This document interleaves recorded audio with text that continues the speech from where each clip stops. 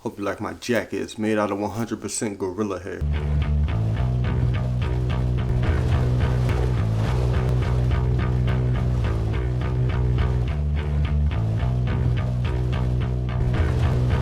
So Kingdom of the Planet of the Apes is the continuation of War of the Planet of the Apes. It's set 300 years later, and we follow a chimp named Nova and his clan. It picks up after the events of Caesar, after Caesar passes on.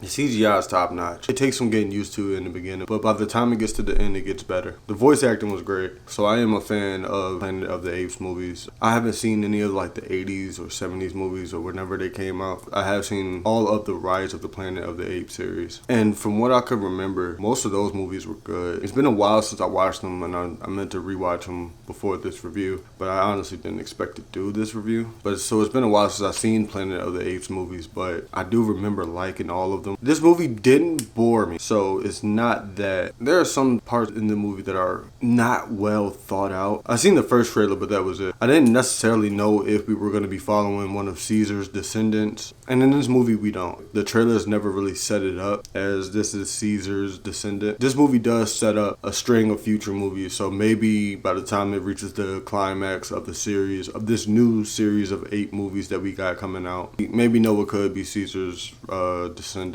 But as far as this movie, there is no one who is a descendant of Caesar. We're following a new clan of apes. Like I said, I don't want to get into spoilers, and even if the trailer does show it or anything like that, I'd still rather stick away from it just in case it is a spoiler. Because when I seen that part in the movie, that was the part that got me engaged with what was going on. And I'll just say something happens after the first few minutes of the movie. That's when I was really locked in. Somewhere around the half point of the movie, it takes a turn. The first half of this movie, I'm into it. I'm enjoying it. None of it is wasted by the end, so I will give it credit for that. There were just a couple small moments. The writing could have been cleaned up a little bit. I won't say that I can't stand it in movies. I will say that I notice it every time it happens. It's when a character says something and then another character repeats that same thing that they just said.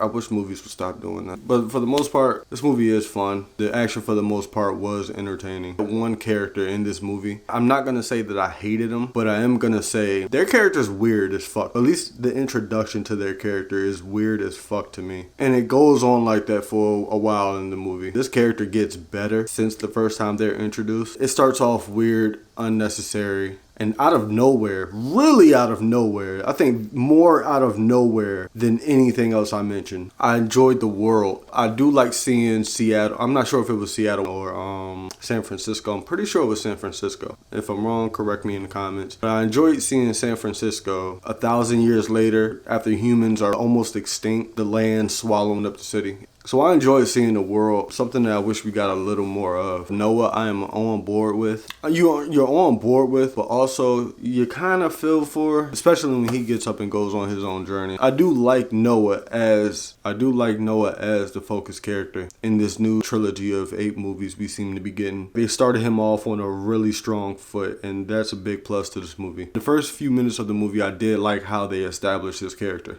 Kingdom of the Planet of the Apes was fun. I am enjoying rejoining this world. This first movie in this new series does a great job at setting up what's to come, what's going on, what's been going on. I am going to give this movie a recommendation. Not a high recommendation. If you know nothing about Planet of the Apes, this is a good time to jump in. It lets you know if you've been a fan of the Planet of the Apes movies, this may be your least favorite, depending on where you stand. If you're just looking for a movie to go check out this weekend, but you're not quite too sure about Planet of the Apes, don't think that you have to watch every single Planet of the Apes movie to understand what's going on in this one.